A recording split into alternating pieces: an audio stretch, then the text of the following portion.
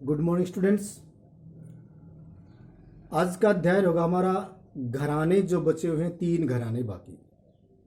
पीछे मैं घराने की परिभाषा, घराना होता क्या है, ये भी वीडियो के माध्यम से बता चुका हूँ। और इसमें ग्वालियर घराना और किराना घराना, जो 11th के सिलेबस में कुल 5 घराने दिए हुए हैं। संख्या तो इनकी बहुत ज़्यादा है, लेकिन अपने सिलेबस में केवल 5 घराने दिए गए हैं, जिनमें किराना घराना और ग्वालियर घराना मैं करवा चुका हूँ।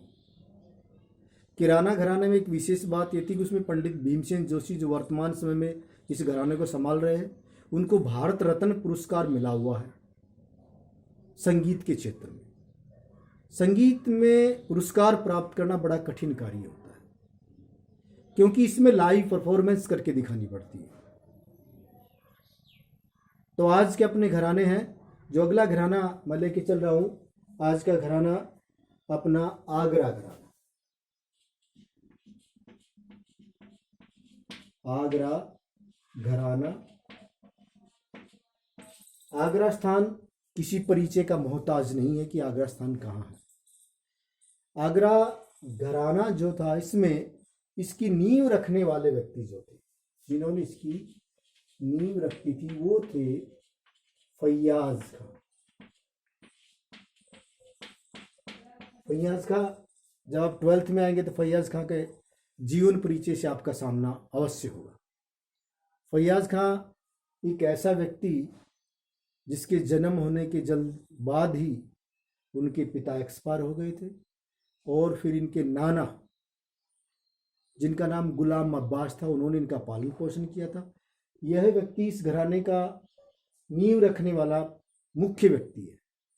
इस व्यक्ति की विशेषता क्या थी कि आगरा में ध्रुपद ज्यादा गाया जाता। आगरा घराने में इन्होंने क्या किया, ध्रुपद को धीरे धीरे पीछे लेते चले गए, और इन्होंने ख्याल गायकी में ये जो घराना ध्रुपद का गढ़ माना जाता था, जिसमें सभी ध्रुपद कहते, ध्रुपदियों का घराना बोलते थे इसमें, और इन्होंने इसको ख्याल गायकी में प्रसिद्ध कर दिया। वो व्यक्ति था फैयाज खां। हमें किसी भी घराने का परिचय देना पड़ता है, तो पिछली वीडियो में बता चुका हूं कि एक घराने का अगर हम परिचय देंगे तो बहुत ज्यादा पेज फिलअप हो जाएंगे, लेकिन अपने को जितना वर्क दिया है संक्षिप्त वर्णन ही करना है। तो उसमें क्या क्या होना चाहिए, घराने का नाम और घराने को चलाने वाला, जिसने उसकी नींव रखी, और जिन लोगों ने घराने में योगदान दिया, और जो आज उस घराने को संभाल रहे हैं, उस कार्य को पीढ़ी दर पीढ़ी आगे पहुंचाने का काम कर रहे हैं, बस उन व्यक्तियों का नाम होना चाहिए। और दूसरी, उस घराने में विशेषताएं, क्योंकि प्रत्येक घराने की गायने की जो स्टाइल है, गाने की जो शैली है, सब घरानों की अलग अलग है। इस तरह इसमें एक तो मुख्य बात यह आ गई, इस घराने में ख्याल गायकी ने अपना वर्चस्व कायम करके रख दिया, जो कभी ध्रुपद में प्रसिद्ध हुआ करता था। तो इसकी नींव किसने रखी, आगरा घराने की फैयाज खां ने। तो इसमें कौन कौन हुए अलग अलग, इसमें एक तो हुए है नत्थन खां, दूसरे गुलाम अब्बास, गुलाम अब्बास, इसमें साथ में दिलीप चंद्र वेदी और नत्थन खां है। गुलाम अब्बास और नत्थन खां और दिलीप चंद्र वेदी और भास्कर राव बखले। इस घराने में 4 व्यक्तियों का विशेष नाम लिया जाता है, विशेष रूप से उल्लेखनीय इन 4 लोगों के नाम। गुलाम अब्बास, ये थे कौन, फैयाज खां के नाना ही थे। गुलाम अब्बास, नत्थन खां, दिलीप चंद्र वेदी, भास्कर राव बखले। इन लोगों ने इस घराने को उच्च शिखर पे पहुंचा दिया। तो इस घराने में इन लोगों का नाम क्या, कि इन लोगों का योगदान है, और इस व्यक्ति ने इस घराने की नींव रखी है। और फिलहाल चलाने वाले कौन व्यक्ति हैं, उनका भी नाम होना चाहिए, क्योंकि जो फिलहाल इसको वर्तमान समय में चला रहे हैं, जो वर्तमान समय में इस घराने को संभाल रहे हैं, वो नाम थोड़े अजीब से है। विजय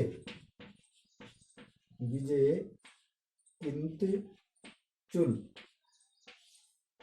ये तो ये नाम है, विजय किंतचुल और सुमित मुटाटकर। सुमित मुटाटकर, ये दो व्यक्ति हैं जो इस घराने को संभाल रहे हैं विजय किंतचुल और सुमित मुटाटकर इस घराने को आधुनिक समय में संभाल रहे हैं। दूसरी इस घराने की विशेषताएं क्या है? विशेषता में पहली बात तो यह है कि ये घराना पहले ध्रुपदियों का था, बाद में ख्याल गायकी में प्रसिद्ध हो गए। तो सीधी सी बात है ये ख्याल गायकी गाते हैं लेकिन ध्रुपद अंग से, क्योंकि जो घराना कभी किसी गायन शैली के लिए विशेष रूप से प्रसिद्ध था उसके बाद उसमें जितनी नई नई शैली आएंगी, इसलिए उन शैलियों में उस अंग का समावेश तो मिलेगा ही जिस अंग से वो घराना प्रसिद्ध हुआ। तो इसकी विशेषता ध्रुपद अंग से गाना। ध्रुपद अंग का मतलब ध्रुपद स्टाइल से इसको गाना। दूसरा इसमें ध्रुपद अंग से गाना, तो ध्रुपद गाने में नोम तोम का अधिक प्रयोग किया जाता है, इसलिए नोम तोम के आलाप इसमें प्रयोग किए जाते हैं। क्योंकि ध्रुपद का जो परिचय हमने उसका एक्सप्लेनेशन करके आपको वीडियो के द्वारा बताया कि ध्रुपद होता क्या है, उसमें बार बार ये बात आती है कि ध्रुपद गायन में नोम तोम का प्रयोग किया जाता है। तो एक तो ध्रुपद अंग से गाना, दूसरा नोम तोम आलाप का प्रयोग करना, तीसरा खुली आवाज में गाना। खुली आवाज में गाना। तीसरी डेफिनेशन बंदिश और लय। बंदिश का मतलब क्या होता है? जो चीजें बंधी हुई हो, किसमें बंधी हो? लय और ताल में बंधी हो। इसलिए इस बंदिशदार चीजें गाना, जो विशेष रूप से प्राचीन चीजें थी जो बंधी हुई हैं लय और ताल में, उन चीजों का गाना, खुली आवाज में गाना, नोम तोम का प्रयोग करना और ध्रुपद अंग से गाना, ये हुई आगरा घराने की विशेषता है। नींव किसने रखी? फैयाज खान ने। संभाला किन किन लोगों ने इसको आगे बढ़ाया? उसमें अब गुलाम अब्बास, नत्तन खां, दिलीप चंद्र बेदी, इस तरह उन लोगों के नाम आते हैं। और संभाल कौन है? विजय किंतचुल और सुमित मुटाटकर। ये आगरा घराने की बात। अब बात करते हैं हमसे जयपुर घराना। जयपुर घराना, इस घराने का संबंध स्वामी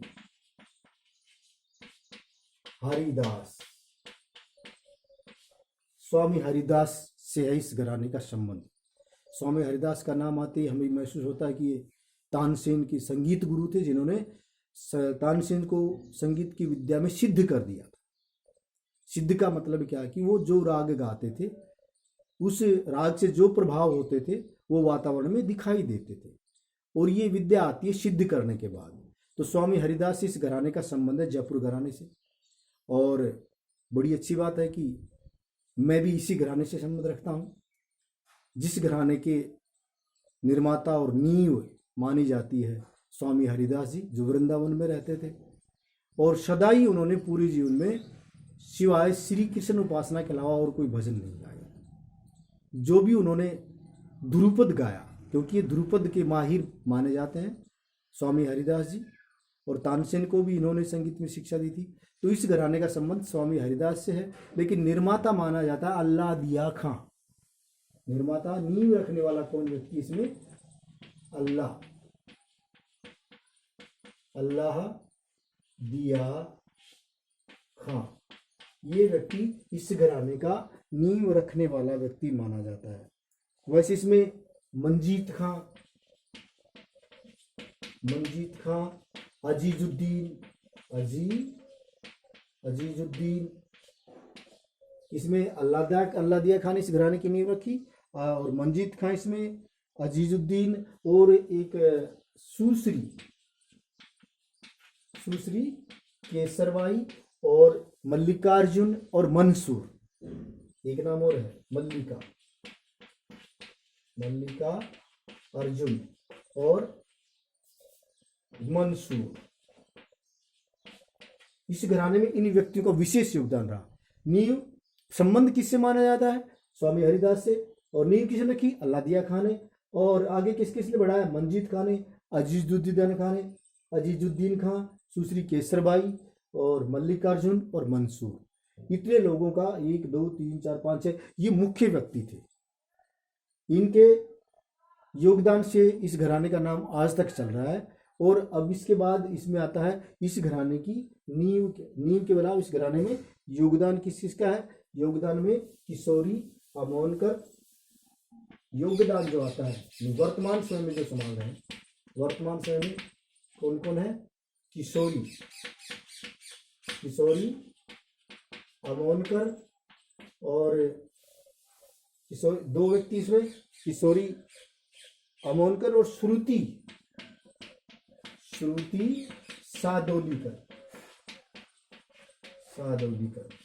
ये दो व्यक्ति इस घराने को संभाल रहे हैं। किशोरी अमोनकर, श्रुति सादोलीकर इस घराने को संभाल रहे हैं। अब फिर वही बात आती है विशेषताएं। विशेषता क्या होंगी? जब स्वामी हरिदास से संबंध है तो सीधी सी बात है, ध्रुपद अंग से गाना। इसमें क्या? ध्रुपद अंग से गाना और बंदिशदार चीजें प्रयोग करना और खुली आवाज में गाना, ये इस घराने की विशेषता है। खुली आवाज में गाना, बंदिशदार चीजें गाना और ध्रुपद के ही जो शैली है उसी शैली से इसमें गायन किया जाता है। यह जयपुर घराना। और आखिरी घराना जो बचा है वो है दिल्ली घराना। दिल्ली घराने का जो नींव रखने वाले हैं वो है तानरस खां। प्लस टू के सिलेबस में एक डेफिनेशन आती, तान किसे कहते हैं? तान जिसमें स्वरों को बड़ी द्रुत गति से गाया जाता है। तो उस शैली के जो आविष्कारक हैं, जिन्होंने उस शैली का निर्माण किया, वो तानरस खां हैं। इन्होंने मुगल बादशाह, जो दिल्ली में मुगलों की सरकार रही है सदाई पीछे, मुगल बादशाहों के पतन के बाद वो समाप्त हो गए, तभी तो घराने उत्पन्न हुए हैं। पहले जो गाने की कला होती थी, राजा महाराजाओं के दरबार में ही व्यक्ति गाते थे और उच्च कोटि के लोगों को सिखाते थे। आम व्यक्ति से संगीत काफी दूर था। और जब औरंगजेब आया तब औरंगजेब ने संगीत को समाप्त करने की कोशिश की। तो जो जितने भी संगीत के गुरु थे, बड़े बड़े प्राचीन अच्छे गाने वाले थे, वो दिल्ली को छोड़ करके भाग गए, अलग अलग जगह पर आकर के रहने लगे और वहां पर उन्होंने अपने अपने संगीत विद्यालय शुरू किए। आज के समय में समझाया जाए तो संगीत विद्यालय थे वो, उनको घराना कहा गया है। उनकी अपनी एक विशेष शैली हुआ करती थी। इसी तरह मुगल बादशाहों के पतन होने के बाद दिल्ली घराना जिसने संभाला वो था तानरस खां। दिल्ली घराने को संभालने वाले तानरस खां थे। और इसमें सिर्फ ज्यादा व्यक्ति नहीं है, इसमें सदारंग और अदारंग, ये दो व्यक्तियों ने इस घराने का अच्छा नाम किया है और ये तान गाने में बड़े माहिर थे। ये दोनों व्यक्ति सदारंग और अदारंग तान का बहुत ज्यादा प्रयोग करते थे। ये एक विशेषता भी हो रही है इसकी, जो आगे हम विशेषता लिखनी पड़ेगी वो हुई। इसमें स्थापना किसने की? तानरस खां ने। इस घराने को आगे किसने बढ़ाया? सदारंग ने, अदारंग ने। और फिर बाद में संभाला किसने? तानरस खां के पुत्र थे उमराव खां। तानरस खां के बेटे जिसका नाम था उमराव खां। कुछ सालों तक उमराव खां ने इस घराने को आगे बढ़ाने की खूब कोशिश की और उनकी मृत्यु के बाद आजकल दिल्ली घराना लगभग समाप्त हो गया। ये दिल्ली घराना है। दिल्ली घराना कोई ज्यादा लेंथी नहीं है, बहुत सिंपल है। अगर मैं फिर बात करूं, अगर सभी घरानों को पूरा लिखा जाए तो उसमें इतने व्यक्तियों के नाम आते हैं, सभी के नाम याद रखना बड़ा मुश्किल है। जिस तरह आज हमारी सरकार को चलाने वाले सब व्यक्तियों का आप नाम याद नहीं रख सकते कि संसद में कितने लोग बैठे हैं, राज्यसभा में कितने लोग बैठे हैं, एडमिनिस्ट्रेशन कितने बैठे हुए, सभी के नाम याद रखना बड़ा मुश्किल होता है। लेकिन मुख्य मुख्य लोगों का आपको भी अच्छी तरह से नाम याद है कि आज सरकार को कौन कौन मुख्य मुख्य लोग चला रहे हैं। इसलिए इन घरानों में यही बात थी कि इनमें सैकड़ों हजारों व्यक्ति संगीत सीख के निकले होंगे और उन्होंने संगीत को आगे बढ़ाया।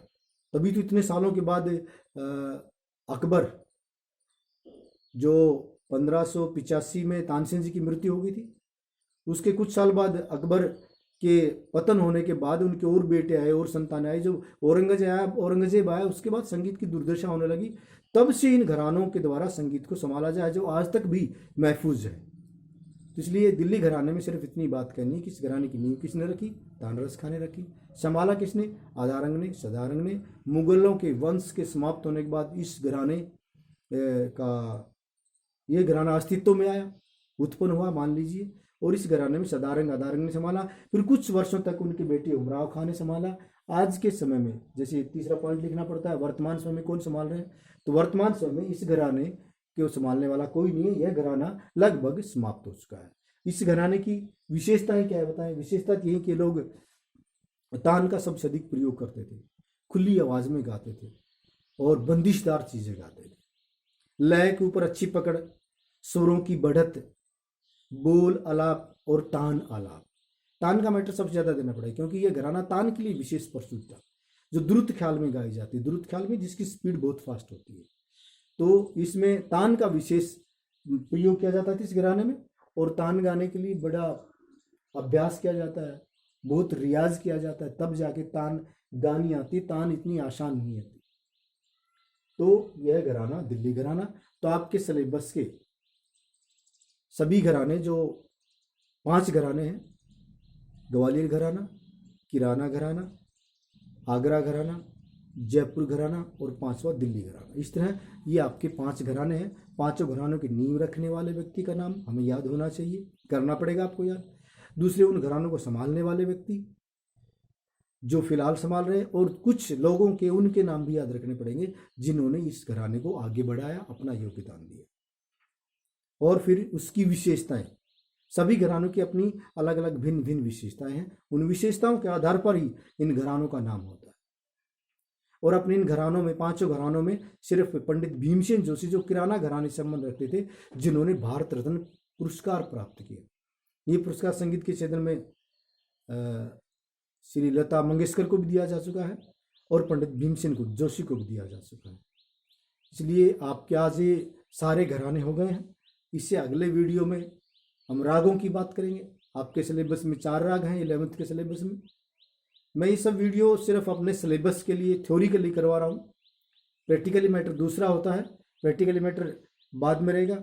इससे पहले अपनी थ्योरी पे पकड़ अच्छी होनी चाहिए, और थ्योरी की हमें अच्छी जानकारी होनी चाहिए। तो आज का विषय, आज के हमारे घराने का जो विषय था वो समाप्त हुआ। धन्यवाद।